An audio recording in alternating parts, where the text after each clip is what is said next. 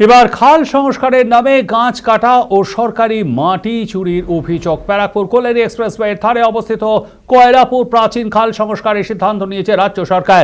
গঙ্গার জোয়ার ভাটার সঙ্গে তাল মিলিয়ে রূপ বদলানো এই ভরাট বিল শুধু জল নিকাশে নয়, আশপাশের কৃষকদের জীবিকা ও কৃষিকাজের সঙ্গে ওতপ্রোতভাবে জড়িত।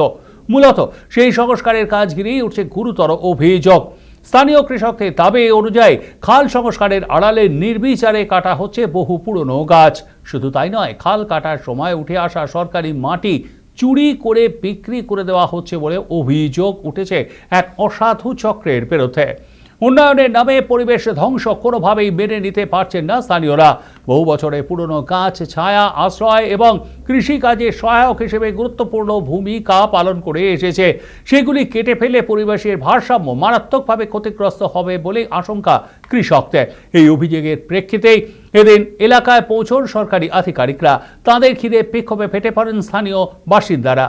এরপর দীর্ঘক্ষণ আলোচনা চলে দুপক্ষের মধ্যে। স্থানীয়দের স্পষ্ট দাবি, অবিলম্বে গাছ কাটা বন্ধ করতে হবে এবং খাল সংস্কারের নামে সরকারি মাটি চুরির অভিযোগের পূর্ণাঙ্গ তদন্ত করতে হবে। দাবি মানা না হলে আগামী দিনে বৃহত্তর আন্দোলনে হুঁশিয়ারি দিয়েছেন তারা।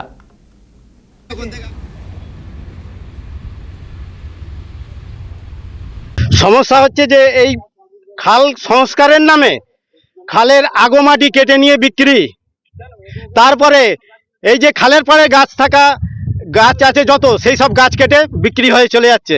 এর জন্যই আমরা যত চাষি লোক আছি এসে আমরা এখানে জমায়েত হয়েছি। 19 কোটি টাকা মমতা ব্যানার্জি সরকার দিয়েছে এই খাল সংস্কারের নামে, কিন্তু ওরা বলছে খালের পাড়ের মাটি কেটে বিক্রি করে খাল সংস্কার হবে।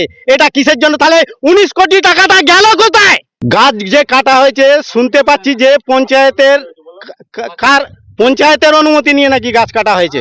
সরকারি লোক যা এসেছিল বলে গেল যে ওরা ঊর্ধ্বতন কর্তৃপক্ষের সাথে কথা বলবে, বলে বৈঠক করে তারপরে চাষি লোকের সাথে বসে কথা বলবে। আপাতত কাজ বন্ধ। যদি কাজ করে আমরা কোনো রকমে জানতে পারি, তাহলে চাষিদের নিয়ে এসে আমরা এখানেই আবার জমায়েত হব।